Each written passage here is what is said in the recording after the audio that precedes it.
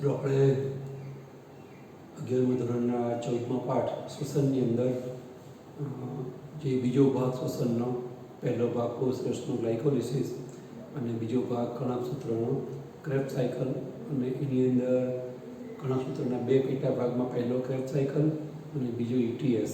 એમાં લાસ્ટ લેક્ચરમાં આપણે ETS વિશે સમજ્યા, ઇલેક્ટ્રોન ટ્રાન્સપોર્ટ સિસ્ટમ.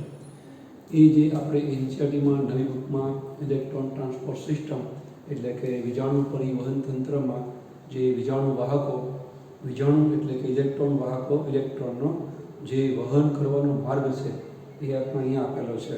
પણ એનસીઆરટીની બુકમાં આપેલો માર્ગ જો તમને યાદ ન રહે તો તમને મેં ગયા લેક્ચરમાં કીધું કે તમને યાદ રહે એ ભાષામાં સમજવા પ્રયત્ન કરશું.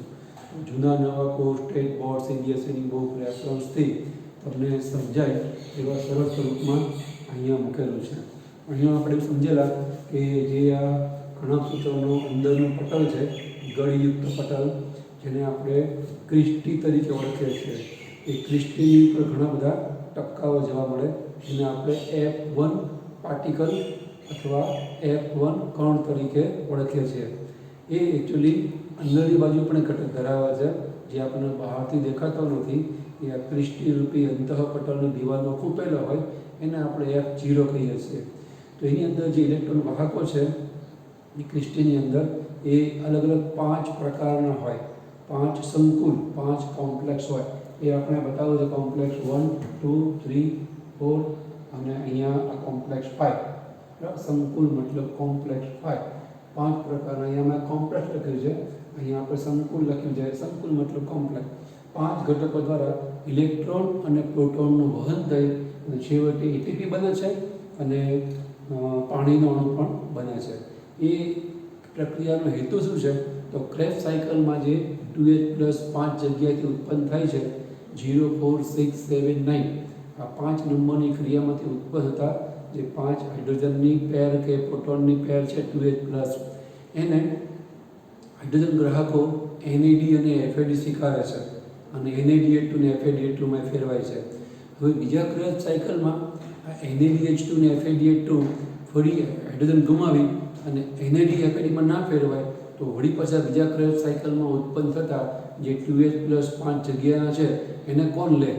કારણ કે ઘણા સૂત્રની અંદર NAD FADનું જે પ્રમાણ છે તો નિશ્ચિત હોય, એ કે અખૂટ ના હોય કે ક્રેબ્સ સાયકલ ચાલે જાય, 2H+ છે ઉત્પન્ન થઈ જાય અને અખૂટ ભંડાર એવા NAD FAD એને લઈ અને NADH2 FAD ફેરવાઈ જાય. એવું જ નહીં હોતું. એનો પુનઃ ઉપયોગ કરવાનો હોય છે. આપણે રોજ થાળી ખાઈને ફેંકતા નથી, ધોઈને ફરી મૂકીને એમાં જ ખાઈએ છીએ. ધોઈને ફરી પાછું એમાં જ ખાઈને પાછું મૂકી દઈએ છીએ, ધોઈને પાછી મૂકી દઈએ, વળી એમાં ખાઈએ. એનો આપણે પુનઃ ઉપયોગ કરીએ છીએ. અમુક વસ્તુ યુઝ એન્ડ થ્રો હોય, વાપરો અને એને ફેંકી દો. અમુક વસ્તુની અંદર આપણે એનો વારંવાર ઉપયોગ કરીએ છીએ. તો અહીંયા પણ આ NAD એ NADH2માં ફેરવાય તો એ NADH2 એ ફરી NADમાં પાછા H ગુમાવીને ફેરવાઈ જવા જોઈએ.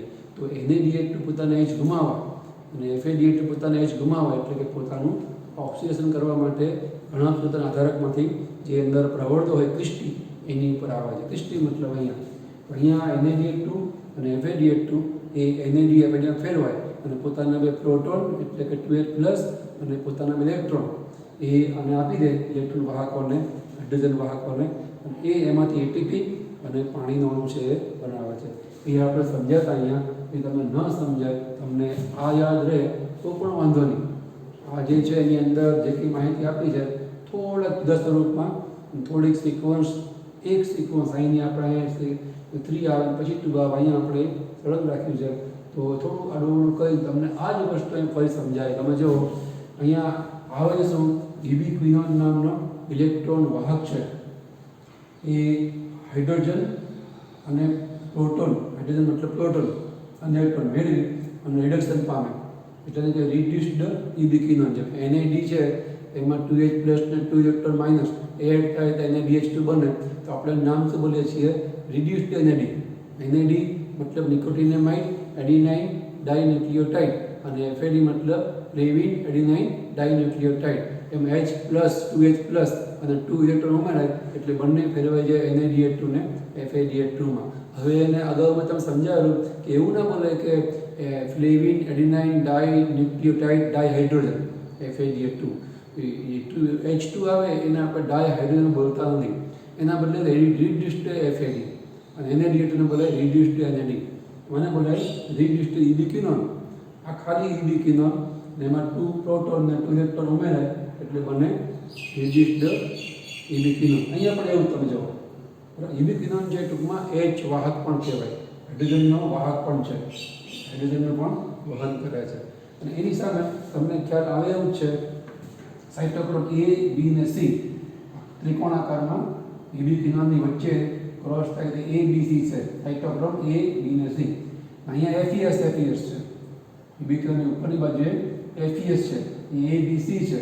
અહીં ઇબિક્વિનોન છે જે ઇલેક્ટ્રોન પ્રોટોન મેળવી રેડિયેશન પામે છે અને વળી પાછા ઇલેક્ટ્રોન ગુમાવે અને પ્રોટોન પણ ગુમાવે, વળી પાછા ઇબિક્વિનોનમાં ફેરવાઈ જાય. બરાબર, આ પ્રક્રિયા રિવર્સિબલ કહેવાય. આ જે ઇલેક્ટ્રોન પ્રોટોન મેળવે છે આમાં ફેરવાઈ જાય, એ પછી પ્રોટોનને યા અંતઃપટલ અને બાહ્ય પટલની વચ્ચે રહેલી જે આંતરપટલીય અવકાશ જગ્યા એમાં એ પ્રોટોન નાખી દે, ઇલેક્ટ્રોનને આપી દે. એટલે આ જે છે બધા એ ઇલેક્ટ્રોન વહન પામતા એરો છે. આ બધા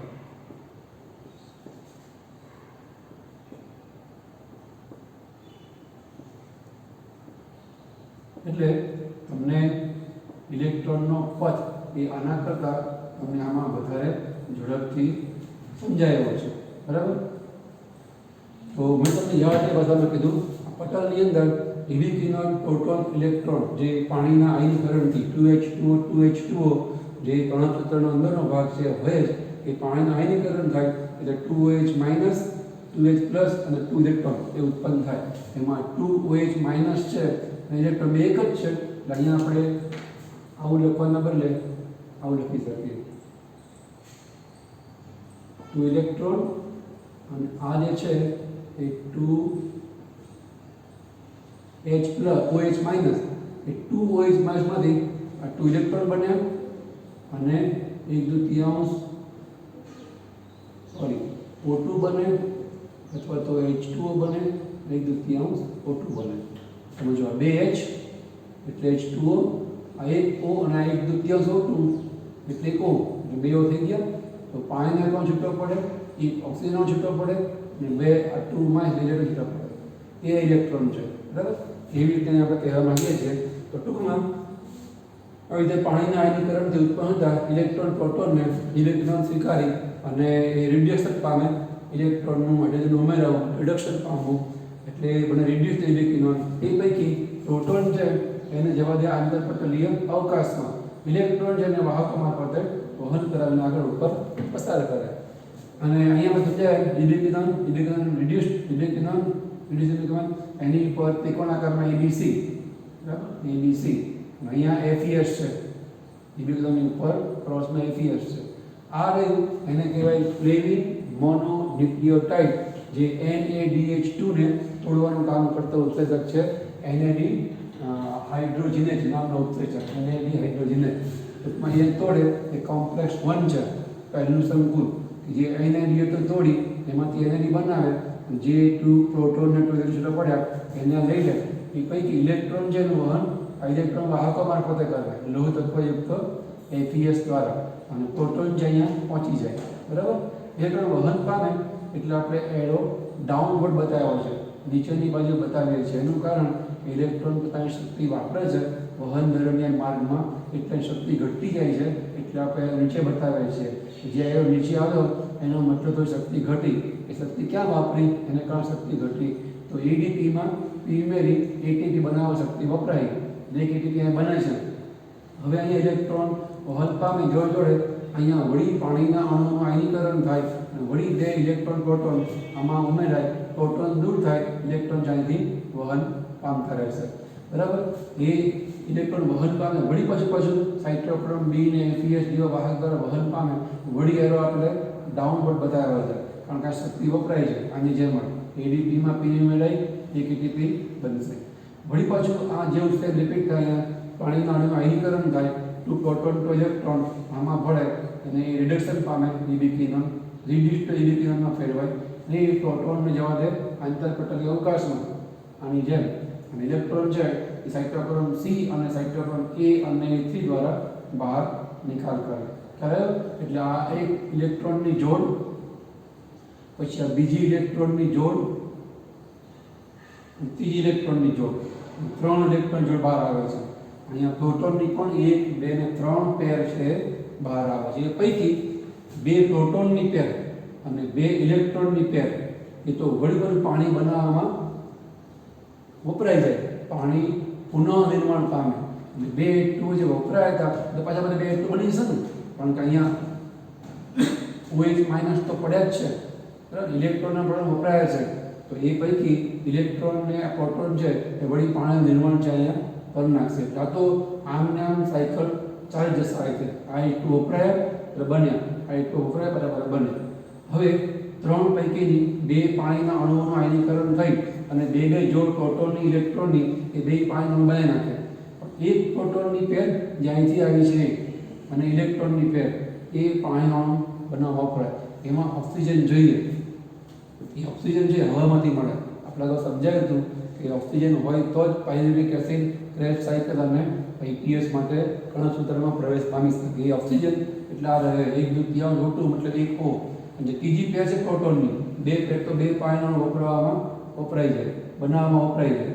અને એક પ્રોટોનની પેર ઇલેક્ટ્રોનની પેર બચી અને 3 પૈકીની એક પ્રોટોનની પેર બચી, આ ત્રીજો પ્રોટોનનો પેર બચી એ અને ઇલેક્ટ્રોન 2 ભેગા મળે એટલે ઇલેક્ટ્રોન 1/2 O2 એટલે કે 1 O ને મળે એટલે O-2 થઈ જાય અને 2 પ્લસ એટલે H2O છે બને. મીનવાઇલ જ્યારે અહીંયા આ પ્રોટોનની પેરમાંથી ક્યાં આ F0 F1 જેવા સંકુલમાંથી પ્રોટોનની પેર પસાર થાય એટલે એમાં એક ATP છે બને. એ કોમ્પ્લેક્સ 5 છે. આ ATP એ નામનો ઉત્સેચક છે. F1 બહાર આવેલો હોય, F0 અંદર ઉપેલો હોય. એ કોમ્પ્લેક્સ 5 છે.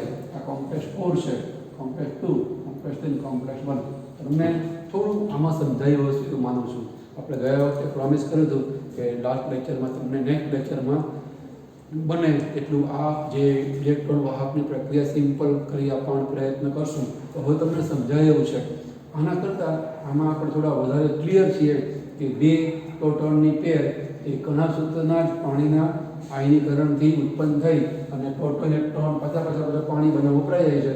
આપણે દાખલ કરેલો પ્રોટોન અને ઇલેક્ટ્રોન એક જ પેર છે અને એક H2O ઉત્પન્ન કરે, 1, 2, 3 ATP ઉત્પન્ન થાય. એટલે આપણે કાલે લખેલું કે એક NaDH2 છે, અહીંયા આપણે લખેલું ભૂલી ગયા વખતે આપણે અહીં લખેલું કે એક NaDH2 છે એ 3 ATP અને એક H2 ઉત્પન્ન કરે. અહીંયા આપણને સ્પષ્ટપણે જોવા મળે છે 1, 2, 3 ATP અને એક H2 ઉત્પન્ન કરે. તો આપણે કાલે જોયું હતું કે ક્રેબ્સ સાયકલમાં એક વખતમાં 4 NaDH2 અને ગ્લુકોઝના એકમો માટે ક્રેબ્સ સાયકલ 2 વાર થાય એટલે 8 NaDH2 ઉત્પન્ન થાય. તો 8 × 24 ATP અને 8 H2 ઉત્પન્ન થાય.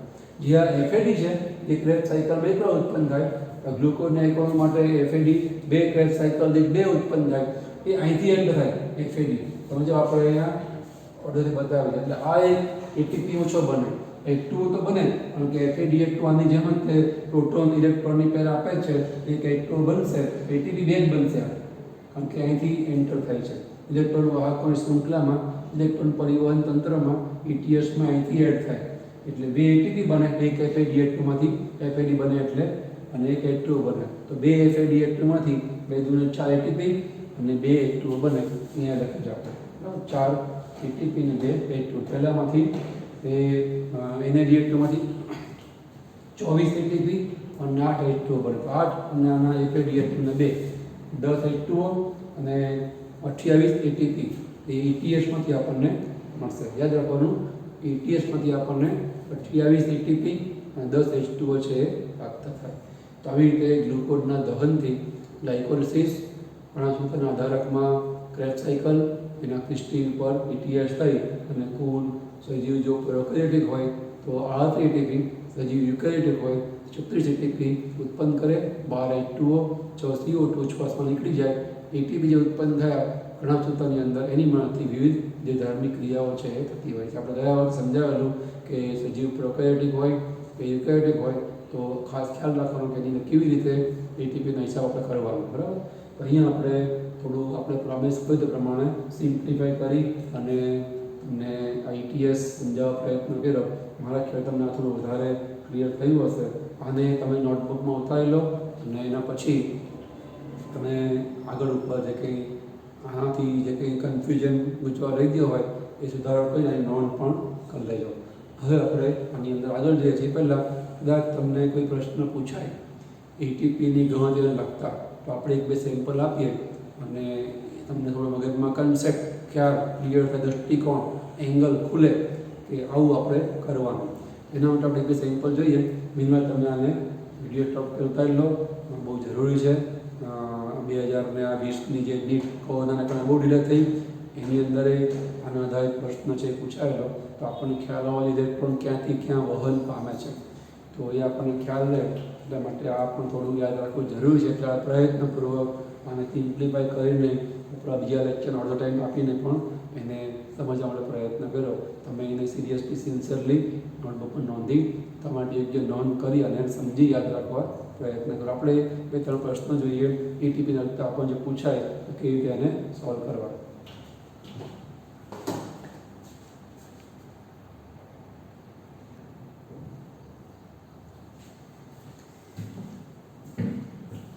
અહીંયા આપણે વાત કરતા હતા કે કેટલાક આપણને ન્યુમેરિકલ્સ એટલે કે ગાણિતિક પ્રશ્નો પૂછાય ATPની ગણતરીના, તો આપણે કેવી રીતે જવાબ આપી શકીએ એના કન્સેપ્ટ કે ખ્યાલને ચોખ્ખો ક્લિયર કરવા માટે આપણે બે ત્રણ એક્ઝામ્પલ જોઈએ. ઉદાહરણ તરીકે અહીંયા જે ગ્લુકોઝનું દહન થાય છે 1 ગ્રામ ગ્લુકોઝ, તો એનું જ્યારે દહન થાય ત્યારે 2870 કિલો જૂલ આટલી ઉર્જા છે ઉત્પન્ન થાય છે. આટલી જે ઉર્જા ઉત્પન્ન થાય છે એ 38 ATPમાં સ્ટોર થાય છે. 38 ATP પૈકી એક ATP હોય તો એમાંથી 34 કિલો જૂલ અથવા એને કિલો કેલરીમાં કહીએ તો 7.3 કિલો કેલરી આટલી ઉર્જા છે એ ઉત્પન્ન થાય છે. બરાબર. એકચ્યુઅલી 38 ATP છે એના માટે આપણે એવું થઈ શકીએ 38 ATPમાંથી ઉર્જા ઉત્પન્ન થાય 686 કિલો કેલરી. 686 કિલો એટલે 1000, તો 686 1000 પણ ગુણીએ તો ખાલી કેલરી આવે, એક જ છે. આટલી ઉર્જા છે એકચ્યુઅલી ઉત્પન્ન થાય છે. એનો મતલબ ગ્લુકોઝના એક અણુમાંથી એકચ્યુઅલી ઉર્જા આટલી ઉત્પન્ન થાય છે.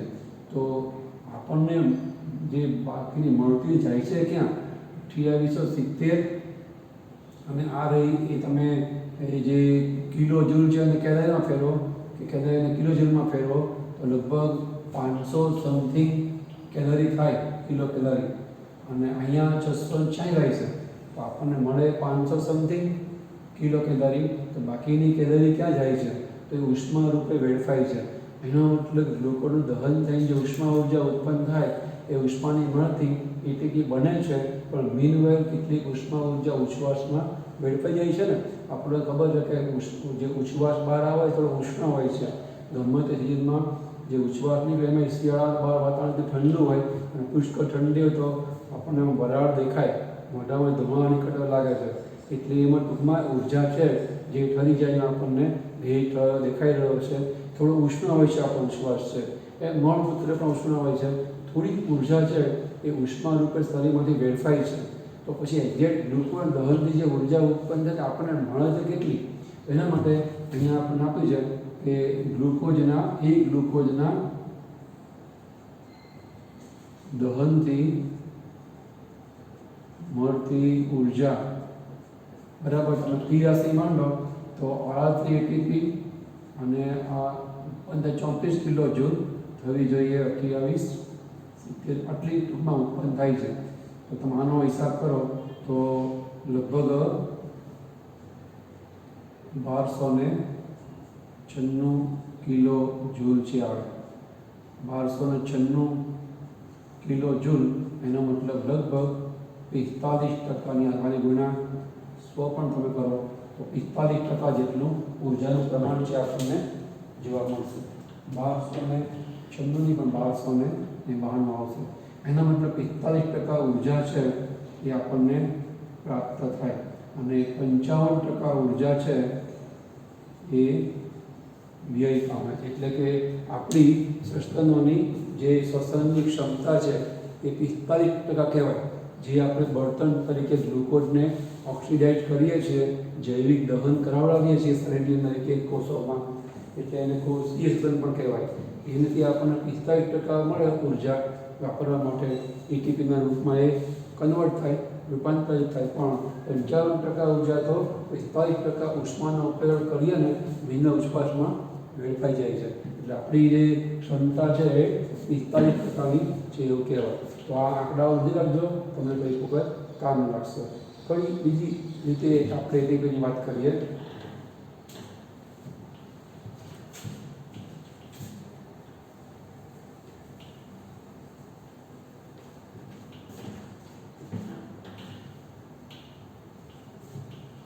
તો કઈ વાર આપણને પૂછાય કે એક ક્રેબ્સ સાયકલની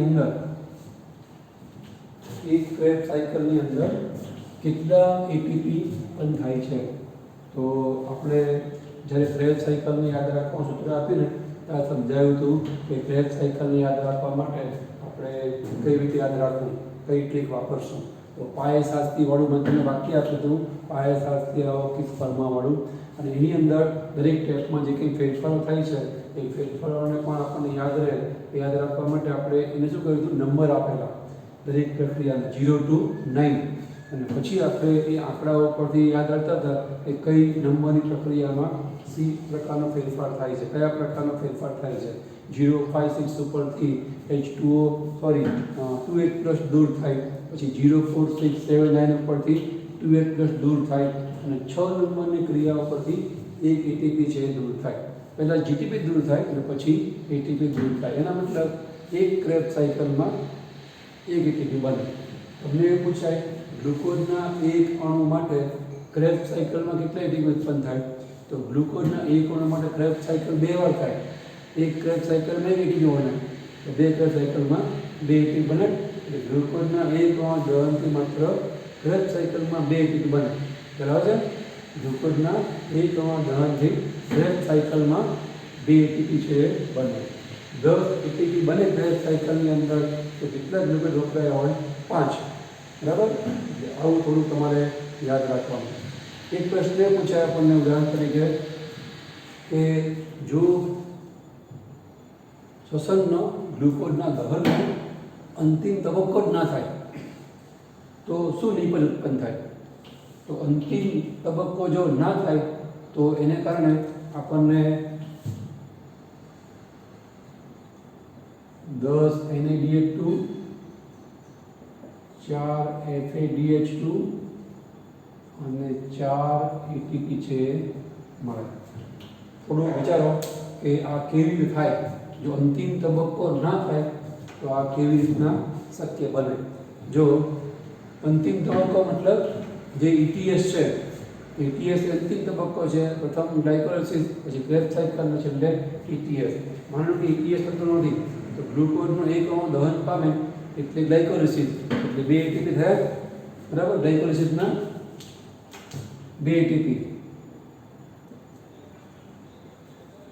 એને અંતે 2 NaDH2 પણ ઉત્પન્ન થાય છે. તો આપણે આગલા 2 લેક્ચરમાં બોર્ડમાં લખીને આપણે ગોખેલું છે. ગ્લાયકોલિસિસના અંતે 2 NaDH2, 2 એટીપી અને 2 પાયરુવિક એસિડ ઉત્પન્ન થાય. 2 પાયરુવિક એસિડના કારણે ક્રેબ્સ સાયકલ 2 વાર થવાના, અને 2 ક્રેબ્સ સાયકલની અંદર એટીપી છે 2 ઉત્પન્ન થવાના. એટલે આ ક્રેબ્સ ચક્રના 2 એટીપી. 2 ક્રેબ્સ સાયકલ, ગ્લુકોઝના એક અણુ માટે ક્રેબ્સ સાયકલ 2 વાર થાય તો 2 એટીપી. આવી રીતે 4 એટીપી થાય. અને આપણને ખબર છે એક ક્રેબ્સ સાયકલમાં 4 NaDH2 ઉત્પન્ન થાય અને 1 FADH2 ઉત્પન્ન થાય. ક્રેબ્સ સાયકલ 2 વાર થાય છે એટલે એની અંદર 8 NaDH2 અને 2 FADH2 ઉત્પન્ન થશે. બરાબર ને. અહીંયા પછી 2 આવશે તો 8 ને 10 NaDH2 અને 2 FADH2. આવી રીતે જો અંતિમ તબક્કો ETS જો થઈ શકતો ના હોય કોઈ સજીવમાં તો ગ્લુકોઝના દહનના અંતે આવી રીતે એક ગ્લુકોઝમાંથી 10 NaDH2, 2 FADH2 અને 4 એટીપી છે ઉત્પન્ન થાય. બરાબર. એના બદલે ધારો કે આવું પૂછાય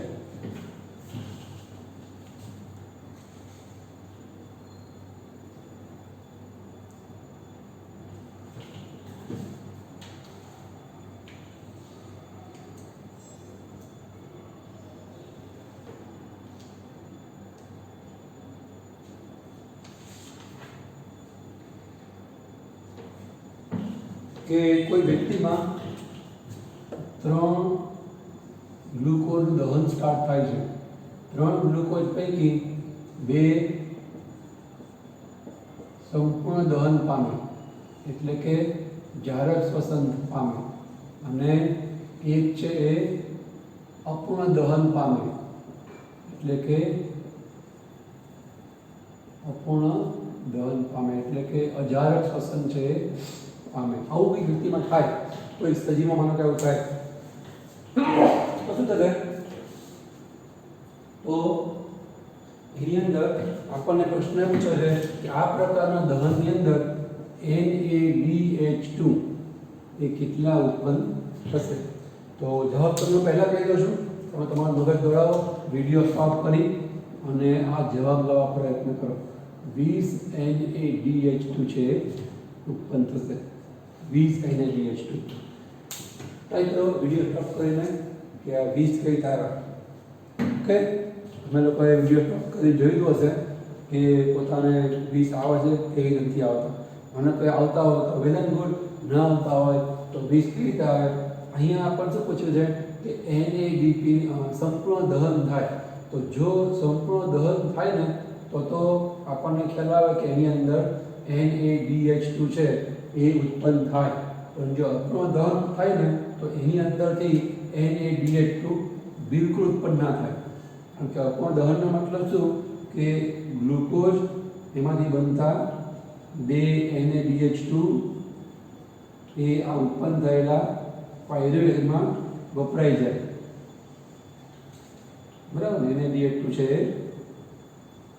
વપરાઈ જાય. NAD12 અને ફેરવાઈ જાય NADH2 માં એ વપરાઈ જાય. એટલે આ જે ગ્લુકોઝમાંથી બને પાયરુવેટ એસિડ એમાંથી ઉત્પન્ન થયેલા 12+ એ NAD માં ભળે. તમને ખ્યાલ આવે તો મોટું લખીએ દૂરથી. ગ્લુકોઝમાંથી ગ્લાયકોલિસિસ થાય એટલે પાયરુવેટ એસિડ બને છે. એને દરમિયાન 2H ઉત્પન્ન થાય. એ NAD લઈ લે અને ફેરવાઈ જાય NADH2 માં. એ NADH2 છે એ પાયરુવેટ એસિડને ઓક્સિડેટ કરવા માટે 2H+ છે એ મુક્ત કરે અને પોતે ફેરવાઈ જાય NAD માં.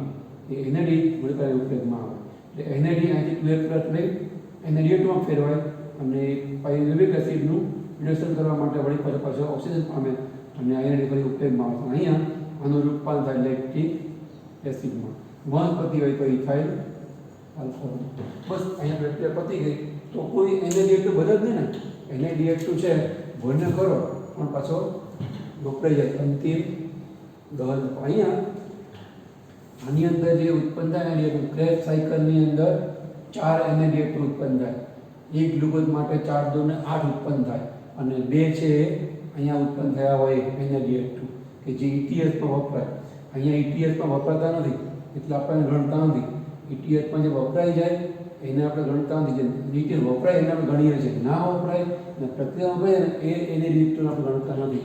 તો અહીંયા સંપૂર્ણ દહનમાં એક ગ્લુકોઝના 2 ક્રેબ સાયકલ થાય, 2 ગ્લુકોઝના 4 ક્રેબ સાયકલ થાય. એક ક્રેબ સાયકલમાં 8 NADH2 તો 4 ની અંદર क्या થાય?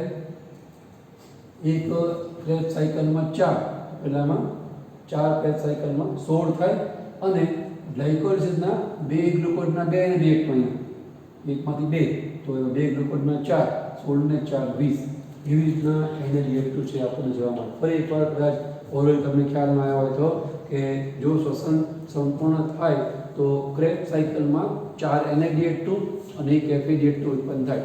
FADH2 આપણે ગણતરીમાં લેવાના છે નહીં એટલે કે આપણે ગણવાના છે નહીં. NADH2 ગણવાના છે તો 04679 આ 5 જગ્યાએ 2H+ લેકે 04697 નો FAD લેશે. એ FADH2 ફેરવા એ આપણે ગણવાના નથી. 0, 4, 6 અને 9 આ 4 જગ્યાએ NaDH2 છે બને એક ક્રેબ્સ સાયકલમાં. ગ્લુકોઝના એક અણુ માટે ક્રેબ્સ સાયકલ 2 વાર થાય અને 2 અણુ માટે ક્રેબ્સ સાયકલ 4 વાર થાય, તો ચોક્કસ 16 NaDH2 બને. શ્વસન ઝડપ થાય છે એટલે ગ્લાયકોલિસિસ દરમિયાન અજારક શ્વસનની તૈયારીના ભાગરૂપે એક ગ્લુકોઝમાંથી 2 NaDH2 બને અને 2 ગ્લુકોઝમાંથી 4 NaDH2 બને ને તો એ 4 ને પહેલાં 16 એવી રીતના 20 NaDH2 છે બને. આવી રીતે આપણને ઘણી વખત મેં તમને ત્રણેય ગણતરી બતાવી, એટીપીની ગણતરી, શક્તિની ગણતરી, કિલો જૂલ કે કિલો કેલરી અને બીજા NaDH2ની ગણતરી. આખી ઉલટી પણ પૂછાય કે આટલા NaDH2 ઉત્પન્ન થાય તો કેટલા ગ્લુકોઝ દહન થયું હશે વગેરે, તો હવે તમને ખ્યાલ આવવો જોઈએ. ઘણી વખત આપણને એવું પૂછાય કે ગ્લુકોઝ દહન થતું પણ દહન થાય છે માનો કે PGALનું, એક PGALનું દહન થાય કે માનો કે આપણે સિમ્પલ લઈએ 2 PGALનું દહન થાય સંપૂર્ણપણે, કેટલા એટીપી ઉત્પન્ન થાય? તો 40 એટીપી ઉત્પન્ન થાય. 40 કેવી રીતના? તો એકદમ સિમ્પલ છે. ગ્લુકોઝના એક અણુના દહનથી કેટલા ઉત્પન્ન થાય? 38. બરાબર, એ તો આપણે છેલ્લા 2 લેક્ચર સમજીએ છીએ કે ગ્લુકોઝના એક અણુમાંથી 38 એટીપી ઉત્પન્ન થાય. 2 એટીપી ગ્લાયકોલિસિસમાંથી ઉત્પન્ન થાય, 4 ઉત્પન્ન થાય કુલ, પણ 2 વપરાય પાછા. શરૂઆતમાં ગ્લાયકોલિસિસમાં જે ફોસ્ફોરેશન થાય એમાં 2 વપરાય, નીચે અડધું ગ્લાયકોલિસિસ એને કહેવાય ડિફોસ્ફોરેશન, એમાં 4 ઉત્પન્ન થાય. પહેલાં સરળ 2 વપરાઈ જાય એટલે નેટ ચોખ્ખા 2 એટીપી બને ગ્લાયકોલિસિસમાં. 2 ક્રેબ્સ સાયકલમાં બને, પણ ગ્લુકોઝના એક અણુ ક્રેબ્સ સાયકલ 2 વાર થાય એટલે 2 એટીપી થાય. Crabs cycle 2 ATP, crabs cycle 2 વાર થાય એટલે 2 એટીપી અને ગ્લાયકોલિસિસના 2 ને 2 4. અને જે ETS થાય, ETSની અંદર 6 એટીપી બને, કારણ કે એની અંદર 4 2 ને 8 NaDH2 અને 2 FADH2 એટલે કે 1 NaDH 3 ટી બનાવે તો 8 × 24, 1 FADH2 2 ટી બનાવે તો 2 FADH2 એ 4 એટીપી, 28 × 32 એ 32 અને પહેલા 4 2 ક્રેબ્સ સાયકલના 2 ગ્લાયકોલિસિસ 36 અને 28 ને 4 32 6 બાકી રહ્યા. એ 6 છે એ ગ્લાયકોલિસિસમાં ઉત્પન્ન થયેલા NaDH2 ના 2 અણુ, 1 3 અને 2 અણુ 6 એટીપી બને. એ 8 એટીપી છે બને. પણ હવે આ તો આપણે અગાઉ શીખી ગયા છીએ, તમને આમાં કન્ફ્યુઝન થવું ના જોઈએ. આ તો આગળ ફરી વિડીયો એક વખત જોઈ લેજો. પણ અહીંયા હવે પ્રશ્ન એ છે કે ગ્લુકોઝથી પાસ સ્ટાર્ટ થતો નથી, PGL થાય છે. આપણને ખબર છે ગ્લુકોઝનું દહન થાય એટલે ગ્લુકોઝમાંથી ગ્લુકોઝ 6 ફોસ્ફેટ, ગ્લાયકોલિસિસ પાનું ખુલ્લું રાખી બેસો ચોકડીમાં, ગ્લુકોઝમાંથી ગ્લુકોઝ 6 ફોસ્ફેટ બને, ફ્રુક્ટોઝ 6 ફોસ્ફેટ બને, ફ્રુક્ટોઝ 1,6 ડાઈ ફોસ્ફેટ બને અને પછી PGLના 2 અણુ બને. આપણે આવું સમજાવ્યું. એ દરમિયાન 2 એટીપી વપરાય અને પછી PGLમાંથી બને પાયરુવેટિક એસિડ, એમાં 4 એટીપી ઉત્પન્ન થાય. તો આપણે 4 ની 2 જ ગણીએ છીએ કારણ કે ઉપર 2 વપરાઈ ગયા હોય, બરાબર. અને પછી એ 2 અને બાકી આગળ ગણો એટલે 38 થાય. પણ હવે જે અહીંયા ગ્લુકોઝમાંથી PGL બનાવવા માટે જે 2 એટીપી વપરાતા એ નહીં વપરાય. આપણે કાચા માલ તરીકે ગ્લુકોઝ નહીં PGL એન્ટર કરીએ છીએ એટલે PGLમાંથી બને પાયરુવેટિક એસિડ 4 ઉત્પન્ન થાય, 4 રહેશે, 2 કાપવાના નહીં, કારણ કે ગ્લુકોઝમાંથી બનતા જ આપણે PGL જ તે ખોરાકમાં આપીએ છીએ એટલે 2 એટીપી કાપવાના નહીં. તો 2 એટીપી એડ કરી દો, આ તેને 2 40 એટીપી છે. બાકી બધું જેમ છે એમ PGLમાંથી 4 એટીપી બને, 4 રાખવાના. આપણે 4 ના 2 કરે ચોખ્ખા 2 બને, એ ચોખ્ખા નહીં, એ પૂરેપૂરા 4 એટીપી બને અને એના ઉપર 2 કાપવાના હોતા નથી. PGLની પ્રક્રિયા સ્ટાર્ટ થાય છે એટલે ખ્યાલ આવી ગયો. તો હવે તમને આવી રીતે પતાન રીતે ગમે તે રીતે પૂછે તો થોડું દિમાગ દોડાવી અને તમે આવડી જવું જોઈએ. એનામાં થોડી પ્રેક્ટિસ જરૂર પડે તો થોડી પ્રેક્ટિસ કરશો તો તમને વાંધો નહીં આવે. એટીપી કરતાં કોઈ પણ પ્રકારના આવા ગણતરીના પ્રશ્નો છે તમને સોલ્વ કરતા આવડશે. તો અહીંયા આપણે અટકીએ છીએ. આના પછી આગળ ઉપર 2 વસ્તુ શીખવાની આવશે આપણે. એક તો ઉભયચય પથ અને બીજું એ